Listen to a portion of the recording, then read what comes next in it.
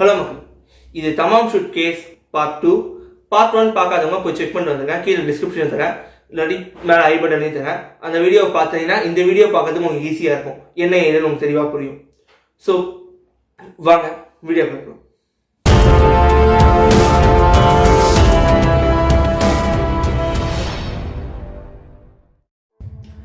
ப்ரீவியஸாக நம்ம போன பார்ட்டில் எங்கே விட்டுட்டு வந்தோம்னா, தமாம் ஷூட் அப்படின்னு ஒரு சின்ன பேப்பர் கிடச்சிருக்கோம். அதனால அதுக்கு மீனிங் என்ன ஏது ஒன்றுமே தெரியாமல் போலீஸ் குழம்பி போயிட்டு என்ன பண்ணுறதுன்னு தெரியாமல் முடிச்சுட்டு இருக்கப்போ நம்ம வந்து விட்டுட்டு போனோம்.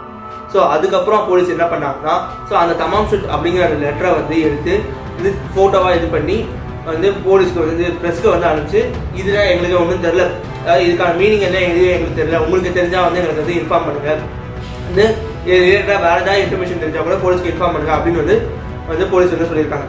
ஸோ இதுக்கப்புறம் வந்து அங்கே இருக்கிற பப்ளிக் லைப்ரரியில் வந்து ரிசர்ச் பண்ணி என்ன பண்ணியிருக்காங்கன்னா, இந்த தமாம் ஷூட் அப்படிங்கிற இதுக்கு வந்து பேர் அர்த்தம் என்னன்னா, இது ஒரு பர்ஷியன் வேர்ட். இதுக்கான அர்த்தம் என்னன்னா, த எண்ட், த ஃபினிஷ்ட் அப்படிங்கிற மீனிங் தான் அதுக்கான வருது. ஸோ முடிவு இந்த மாதிரி இதுக்கு அர்த்தம் என்ன குழம்பிடும் போது ஒருத்தர் வந்து போலீஸ் வந்து இன்ஃபார்ம் பண்ணுறது வந்து ஒரு கொஞ்ச நாளைக்கு முன்னாடி அவர் காரில் போயிட்டு இருக்கும்போது அவர் காரில் வந்து யாரோ இந்த ஒரு புக்கை வந்து தூக்கி போட்டிருக்காங்க. அந்த புக்கு வந்து என்ன ஏது எனக்கு ஒன்றும் புரியல, ஸோ இந்த புக்குக்கும் இதுக்கும் ஏதாவது ரிலேட்டடாக இருக்கா அப்படி வந்து பாருங்க அப்படின்ற மாதிரி அவர் வந்து கொடுத்துருக்காரு. அந்த புக்கு வந்து பேர் என்னன்னா ருபே ஆஃப் ஓமர் கிங்டம் அப்படிங்கிறது தான் அந்த புக்கோட பேர்.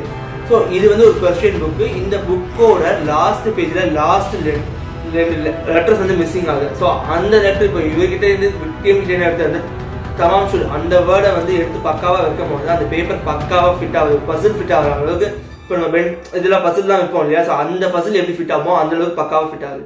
இது என்ன இது அப்படின்னு இந்த புக்கில் வேறு ஏதாவது இருக்கா இதுன்னா அது லாஸ்ட் அட்டையில் வந்து சர்ச் பண்ணி பார்க்கும்போது அந்த அட்டையில் வந்து நிறைய கோட்ஸ் மாதிரி இருக்குது. ஸோ அதுக்கு என்ன ஏதுன்னு எதுவுமே புரியல, ரொம்ப குழப்பமாகவே இருக்குது. இப்போ வரைக்குமே அன்சால்வ் பண்ணாமல் ஆஸ்திரேலியன் போலீஸ் நேவியால் எந்த இதுவுமே இன்னும் அன்சால்வ் பண்ண முடியாத ஒரு கோடாகவே அது இருக்குது. ஸோ இப்படி வந்து பல அந்த கோடு என்ன அப்படிங்கிறது பக்கத்தில் நான் டிஸ்பிளேவும் பண்ணுறேன். ஸோ இந்த டிஸ்பிளேல வந்து உங்களுக்கு நல்லாவே தெரிஞ்சுக்கோ இது வந்து என்ன ஏதோ உங்களுக்கும் புரியல. இப்படி ஏதாவது உங்களுக்கு தெரிஞ்சிருச்சுன்னா கீழே கமெண்ட் பண்ணுங்கள். ஸோ இந்த டிஸ்பிளே வந்து பார்த்துட்டு மக்கள் அது போலீஸ் வந்து இன்னும் குழம்புறாங்க. ஸோ என்ன பண்ணுறது அப்படின்னு பார்க்கும்போது அது கீழே வந்துட்டு ஒரு சின்ன நம்பரும் இருக்குது, ஒரு 10 நம்பரும் இருக்குது.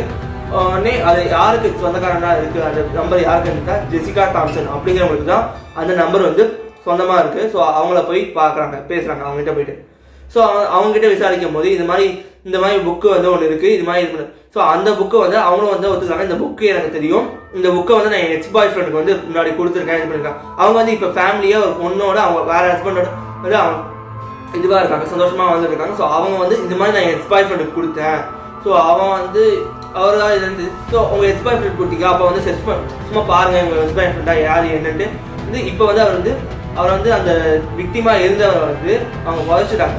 ஸோ வந்து அவருக்கு அதுக்கு பதிலாக வந்து அவர் வந்து அந்த காலம்னால ஃபோட்டோவும் இல்லை இது இருந்ததுனால வந்து அப்போது வந்து அவரை மாதிரியே இருந்து சில மாதிரி வந்து செதுக்கி இது பண்ணி வச்சுருக்காங்க. ஸோ அதில் வந்து செட் பண்ண பார்ப்பாங்க. அப்போ வந்து அதை பார்த்து வந்து அவர் இல்லை, அப்புறம் வந்து இவர் வந்து என் எக்ஸ் பாய் ஃப்ரெண்ட் இல்லை, பட் நான் எக்ஸ் பாய் ஃப்ரெண்டு கொடுத்தேன் அப்படின்ட்டு அந்த எக்ஸ் பாய் ஃப்ரெண்ட் இருக்கிற இடத்தையும் சொன்னாங்க. அங்கே போய் பார்த்தா அவர் எக்ஸ் பாய் ஃப்ரெண்டும் அப்படியே இருக்காது. ஸோ ஆனால் இந்த புக்கை வந்து அவர் கொடுத்த அவங்க எக்ஸ் பாய் ஃப்ரெண்டுக்கு அவங்க கொடுத்த புக்கும் அவர்கிட்டயே ஒன்றும் இருக்கா, பத்திரமா இருக்கா அப்படின்னு வந்து அவரும் எடுத்து காமிங்க. அப்போ இது என்ன இவங்க என் நம்பர் ஏன் இன்னும் இருக்கு அப்படி வந்து போலீஸ்க்கு ஒன்றும் குழப்பது. உடனே வந்து இவங்களை வந்து தனியாக வச்சு விசாரிக்க ஆரம்பிக்கிறாங்க. உங்களுக்கு யாராவது தெரியுமா, முன்னாடி எங்கேயா மீட் பண்ணிருக்கீங்கன்னா நல்லா யோசிச்சு சொல்லுங்க. திருப்பி அதிக வழி திருப்பி வந்து விசாரிக்கிறாங்க. அவங்க ஒவ்வொரு மணி கேட்கும் போதும் வந்து தெரியாது, இவர் யாருன்னு நான் பார்த்துட்டே இல்லை, இது மாதிரி இந்த புக்கு பண்ண எக்ஸ்பயர் பண்ணி கொடுத்தா இது மாதிரி இதே தான் சொல்கிறாங்க. 10 மணி இவருக்கும் எனக்கும் சம்மந்தம் இல்லை அப்படின்ற மாதிரி தான் வந்து அவங்க சொல்கிறாங்க. ஸோ வந்து அவங்களும் வந்து போலீஸும் இதுக்கப்புறம் என்ன பண்ணுறதுன்னு தெரியாமல் வந்து இப்போ வரைக்குமே அன்சால்வ்டாக தான் இருக்குது.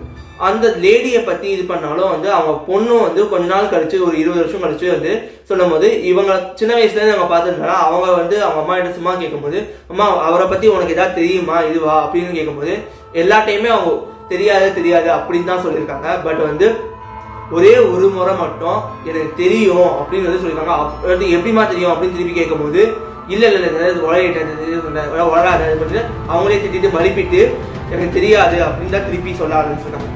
ஸோ அவங்களுக்கு உண்மையாலே தெரியுமா தெரியாதா அப்படிங்கிறது அந்த இறந்து போனதுக்கும் இந்த லேடிக்கும் மட்டும்தான் தெரியும்.